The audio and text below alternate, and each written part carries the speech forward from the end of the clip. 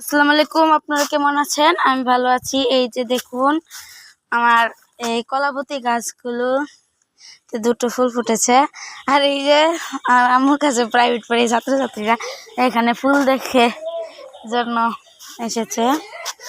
আর আমার আঙ্গুর গাছটা কিন্তু অনেক সুন্দর গ্রোথ হচ্ছে। আর বড়ই গাছটা অবস্থা শেষ, আস্তে আস্তে আগাগুলো মরে যাচ্ছে।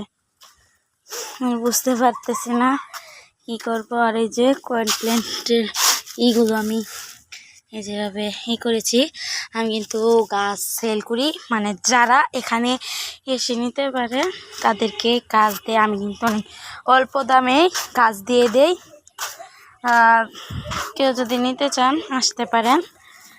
আর এই যে আমার এই জবা গাছটা ছিল এখানে, আমি সেটা তুলে এই ছোটো টবটাতে দিয়েছি, কারণ এখানে আমার গন্ধরাজ গাছটা এই যে গ্রোথটা একবারে কমে গেছে, ছোটো হয়ে গেছে টব।